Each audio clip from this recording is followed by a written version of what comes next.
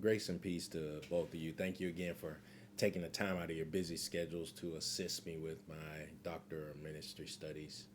I thank you for watching this first reflection as a part of my DMin Practicum, loving the people, learning the parish, reading the community, shepherding the church, and cultivating healing, hope, and heritage in a new pastorate. In this video, I want to reflect on the first leg of my journey, specifically the ethnographic work that took place during the pastoral search process at New Brooklyn Missionary Baptist Church in Perry, Florida. And that period I want to look at is from January 2025 through November 2025. What I want to present in this reflection is simple but significant. And speaking with my instructor, Dr. Jeffrey Tribble at Columbia School of Theology, he's allowed me to retroactively include the pastoral search process as a part of my practicum. The pastoral search served as an ethnographic look at the congregation.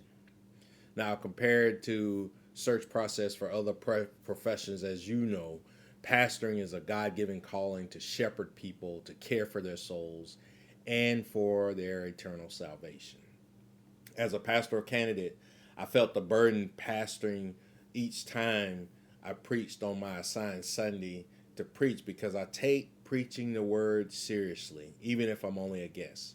I like to use the analogy of the final count when flight attendants make the reports to the pilot of how many people are on board.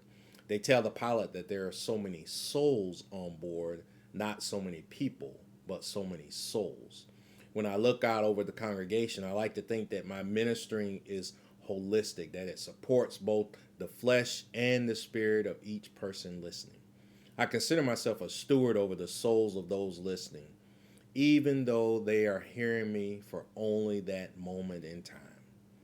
In the case of preaching during the pastoral search, I felt that it was even more critical because after each Sunday sermon, each candidate was tasked with teaching the follow-on Bible study that week via free conference call. Now, I'd like to do my best was to follow up on the sermon with a little more exegesis on the text that I had preached on Sunday.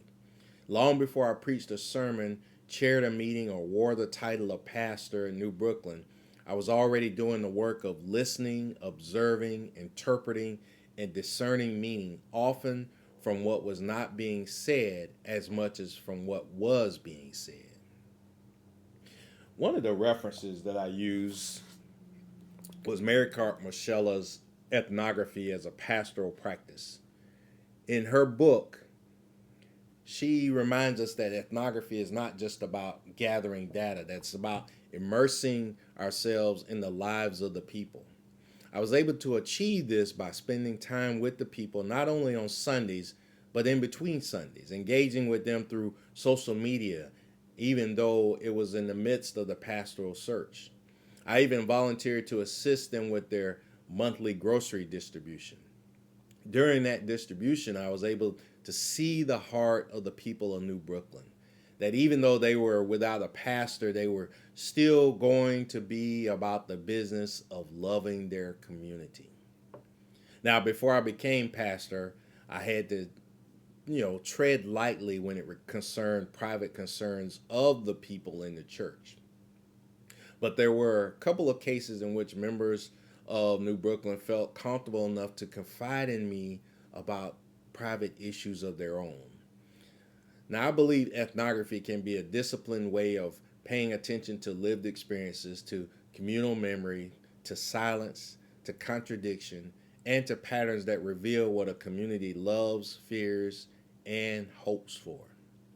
That framework became especially important during this search process because New Brooklyn was not simply between pastors.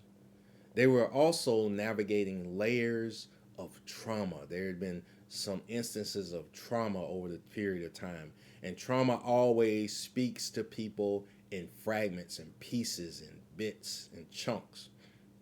Allow me to give you some context for myself and New Brooklyn Missionary Baptist Church in Perry, Florida. I currently live in Moultrie, Georgia, about an hour and 20 minutes from Perry, Florida. The way that I found out about the pastoral position was from my then current pastor, Jeremy Rich, who was a mentee of the retiring pastor, Reverend Donald McBride. Well, Reverend Rich told me that he thought that I would be a good fit for the congregation and that I should reach out to them about becoming a pastoral candidate. So I go into this process with very little background of the church and the community other than knowing that they needed a pastor. Prior to the search, I don't think I had ever been to Perry, Florida, even though it was relatively close to my hometown of Quitman, Georgia. The 2020 census shows Perry having about a population of just over 6,800 people. Further, the demographics of the area are that there are between 51 to 56% white and about 39 to 40% black, with the remaining population consisting of a mix of Latino, Asian, and multiracial individuals. Currently, the biggest employers in the areas are the school system and the local hospital, which is a relatively small hospital.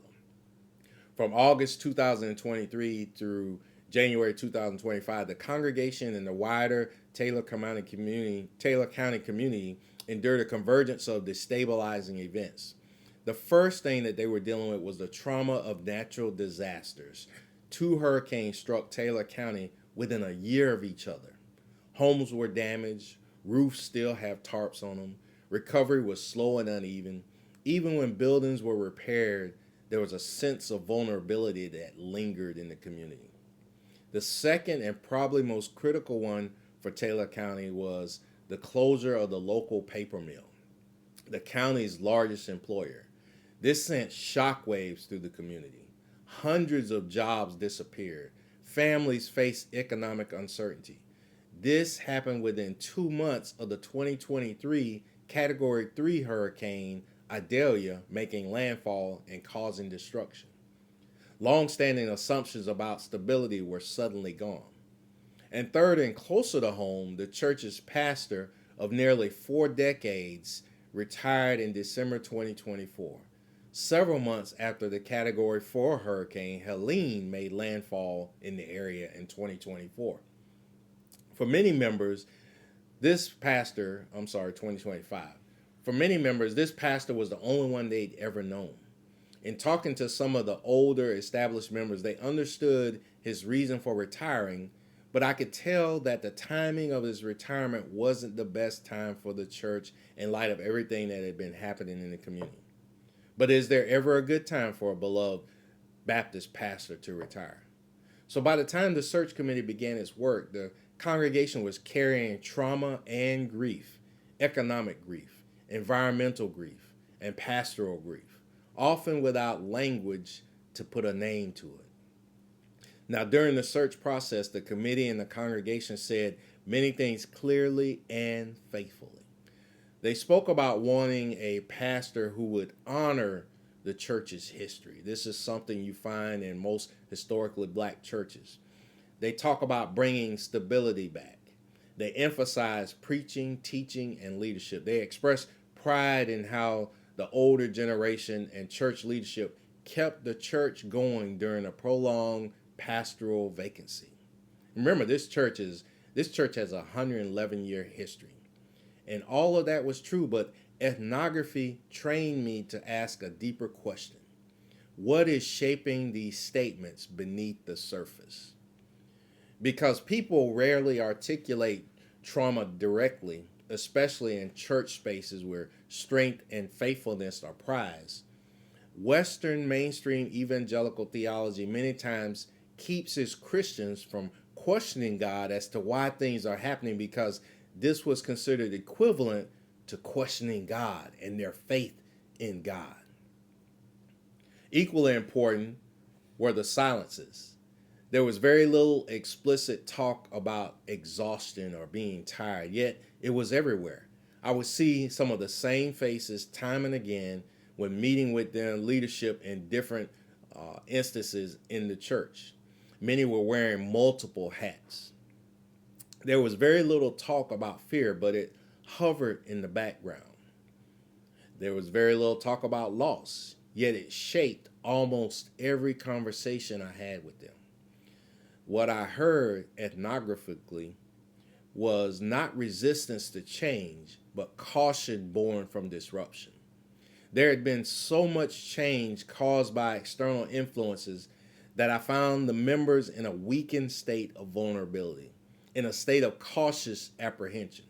When members spoke about doing things the right way, I heard a desire for safety, for a return to the way that things were.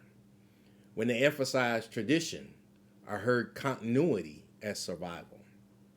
When they spoke carefully about the future, I heard a community trying not to be disappointed again, trying to make sure that whoever they chose would be able to lead them in the next season of the life of New Brooklyn Missionary Baptist Church. Ethnography helped me interpret these not as obstacles, but as protective strategies developed in response to repeated disruption. I saw the search committee as cultural interpreters since I had very little prior knowledge of the church or the community. One of the most important ethnographic insights during this season was recognizing the search committee itself as a cultural bridge for me. They were not merely gatekeepers or evaluators. They were interpreters of congregational memory. Many of them carried the institutional knowledge of how the church survived hurricanes, economic downturns, and pastoral transition. Their questions, their pacing, and even their hesitations were shaped by that history. They were also quite open to my questions. As a matter of fact, I think they saw them as genuine interest in them and not just in myself becoming their pastor. Ethnography helped me slow down, not to manage them, but to learn from them. And this was very, very important.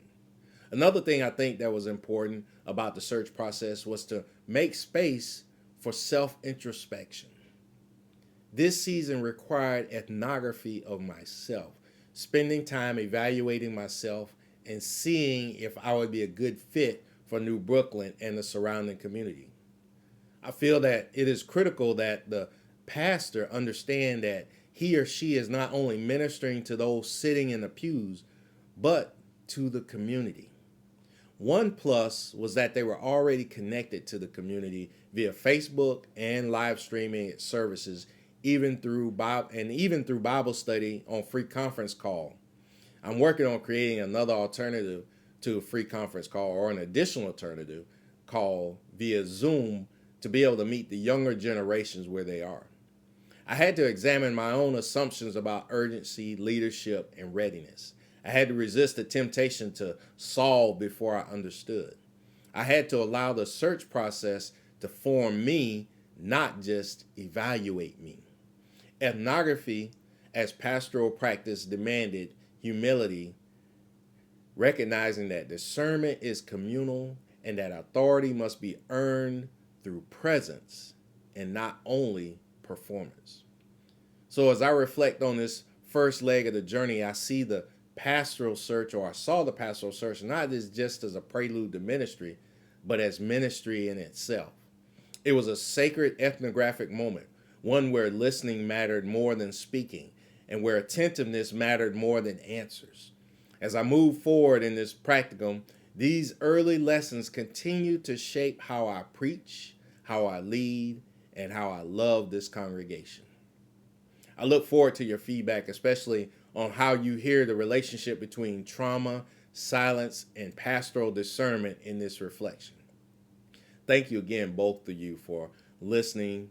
Thank you again, both of you, for participating and giving me this opportunity to share. Grace and peace to you. And I have 3 questions that I'm going to leave with you, and I'll post them as well on the post itself. And I would like for you to reflect on the video that I just created.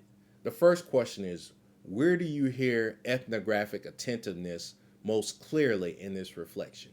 Where do you hear ethnographic attentiveness most clearly in this reflection? The second question I have is, where might I be under-interpreting or over-interpreting congregational silence? Where might I be under-interpreting or over-interpreting congregational silence? And then my third and final question is, how might this early listening continue to shape leadership decisions in the first year of my pastorate? How might this early listening continue to shape leadership decisions in the first year of my pastorate? I look forward to hearing from you both. Thank you so much. Please post in the comments, and I'll look forward to seeing your comments. I set a deadline for next Tuesday, the 27th, for your comments to be posted. Again, I'm looking forward to it, and thank you so much for participating.